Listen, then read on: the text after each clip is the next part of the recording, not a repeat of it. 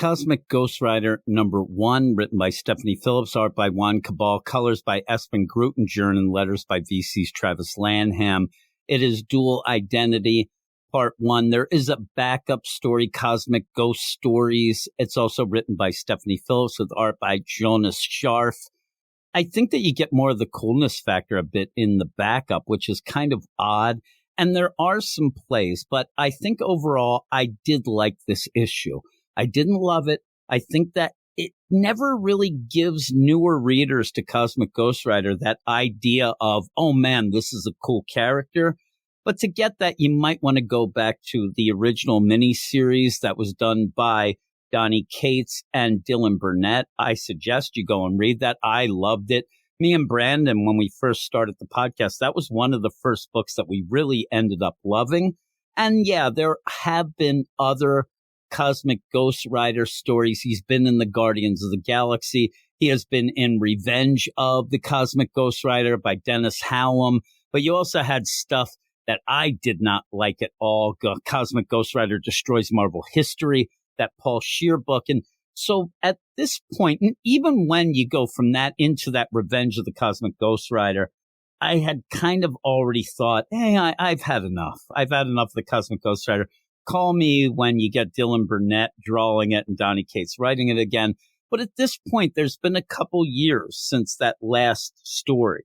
So with that, I was looking forward to this. I'm not a huge Stephanie Phillips fan, but I thought, okay, give it a shot. And again, I did like this issue to a point. There's things in this that I think are a little cliched.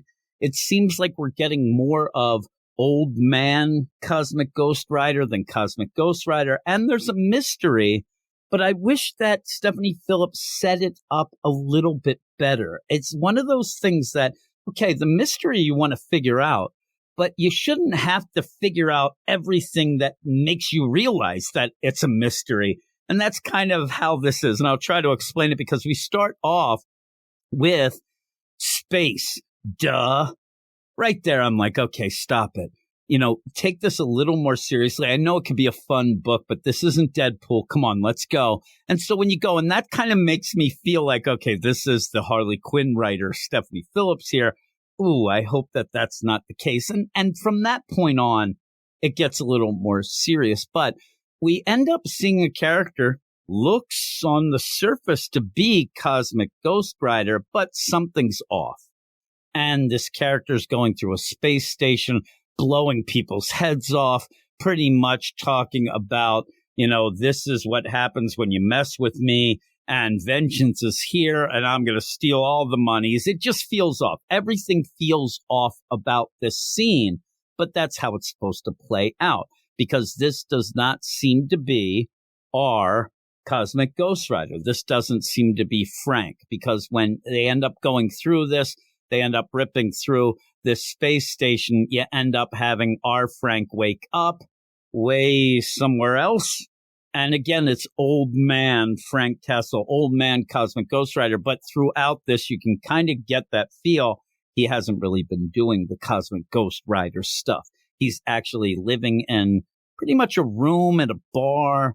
He's been taken in by this girl named Axel. He calls her Axe. She doesn't like it, but it's her father's bar. And it's one of those things, though Stephanie Phillips does some good character work here where we kind of get that feel that this girl, she brings in strays. She ends up bringing in sad sack, you know, sad case type deals. And Frank is one of those. He is working as kind of a fix-it man for room and board. But I do think that Stephanie Phillips sets up a good deal with these two characters, this girl and her dad. And I guess the dad's name is Marlowe because that's the name of the bar. I like them. I actually do like them. In the little bit of time that we spend with them, I do like these characters.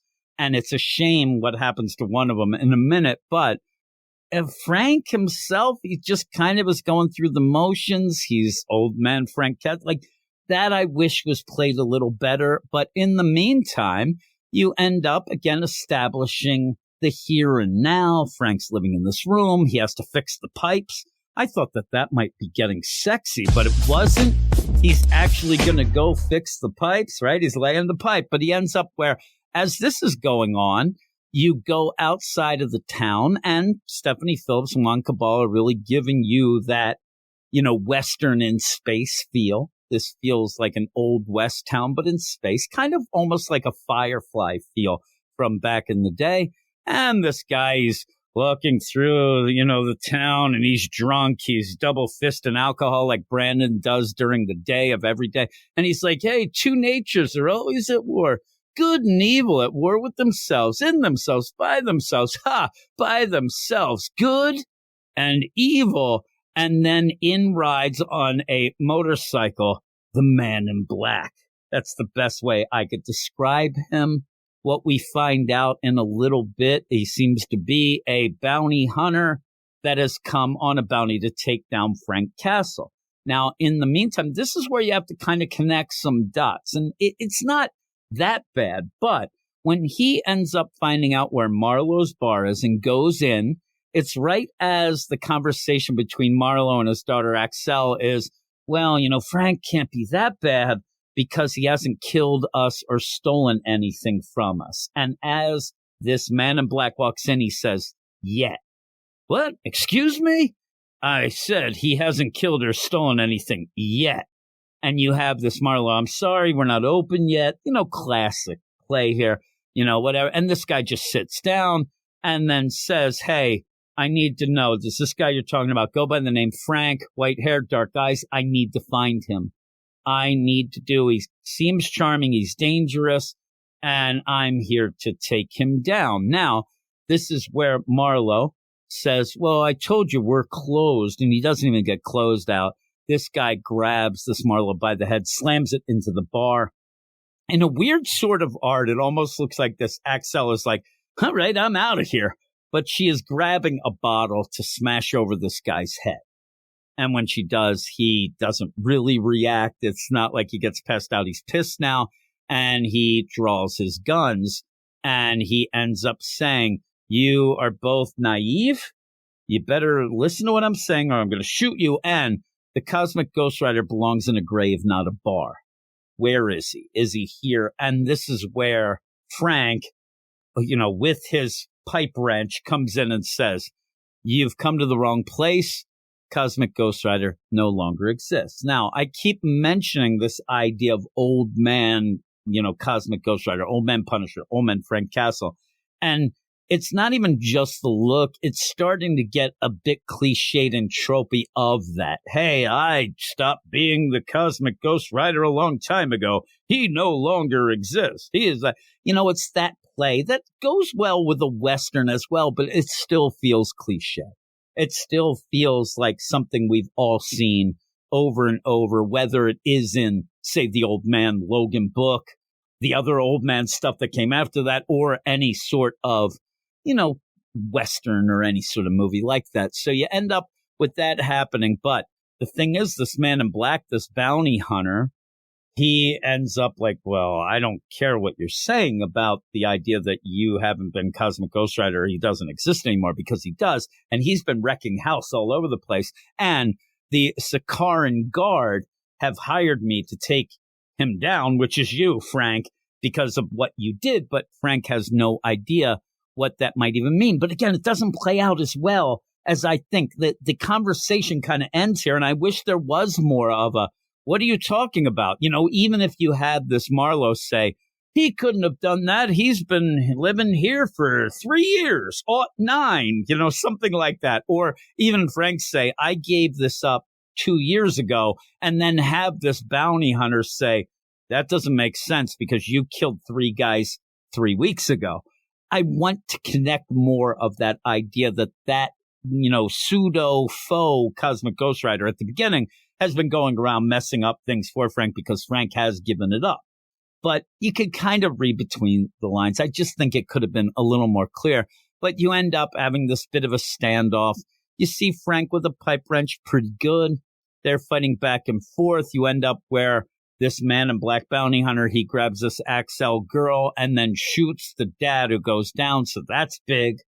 That almost gives you that idea of, all right, Now Frank's going to have to get back to being Cosmic Ghost Rider, and this girl will end up coming along. Again, classic Western tropes. This really feels like it's just something that Stephanie Phillips has watched a bunch of Westerns, and she's going to tie it all in. But I said this, and I actually was told this by my man Eric over on our DC Comics podcast. If you're going to go with tropes and cliches, you might as well go with good ones and then meld them into your own story. And that's what I think Stephanie Phillips might be able to pull off here. But really, by the end of this, you end up where, you have this other Cosmic Ghost Rider who's out and about that might even be connected some way. There's some weird play here of, oh my God, waking up thinking something's a dream, it wasn't, whatnot, but going. And you end up having this other guy seemingly wake up and then, okay, the stuff we just saw was a dream, but this Cosmic Ghost Rider says, yeah, it has to be a dream because I never hesitate to pull the trigger, because you did end up at one point having, a standoff. Frank had his gun pointed at the Man in Black. The Man in Black had that gun up to Axel, but then ends up shooting, the dad Marlowe. So it's a shame. At the end, though, what's weird is as you end up having the other Cosmic Ghost Rider wake up, we don't really know what happened to, the Man in Black bounty hunter. He's just kind of gone in the scene. So he must still be there. We'll have to see what happens and what goes on. Eventually, maybe it will be this play of that guy figuring out that, that wasn't really, like, there's something going on, and you end up having all these people join together. It'd be wacky to join in, especially if the dad is dead. I don't think this Axel will want to have any sort of joining up. But again, I said there's a backup. It's the Cosmic Ghost stories, and it just gives you this quick little story that gives you some cool action. It does fill you in of Frank's past, but also the Cosmic Ghost Rider's past. And I do like the art. Looks a little bit more like the Dylan Burnett art that I really did like with the Cosmic Ghost Rider stuff. But yeah, it just kind of ends up where this guy has almost like the dream gem that makes the pretty much, Frank in this dreamscape of all of his guilty sins that he's going to work through. But at the end, he figures it out and just blasts his way out of this. And he does end up saying, I don't need some stupid gem to create specters from my past to remind me of all the wrongs I've done. Those haunt me every day. It's a nice little one-shot deal just to give you, okay, this is what Frank has gone through in kind of a twisty-turny way. But at the end, he's like, hey, guy, you're nonsense. This guy would set this up. And he just goes off in a portal. But I do think that backup does give you more of a cool Cosmic Ghost Rider feel that I want in the regular issue. And I think that eventually we may get there. Again, even with me saying cliches, tropes, all that, I still enjoyed this. I was worried a bit because Stephanie Phillips and my past with her, but I thought she did a decent enough job. I hope that things develop more, flesh out a bunch of stuff here. And I think we could have something pretty cool. So overall, I'm going to give it a optimistic 8 out of 10. I like the art as well, so I'm going to go 8 out of 10. Thanks everybody for watching. Make sure you subscribe to the channel, like the video, enable the notifications, and let me know what you thought about this issue in the comments below.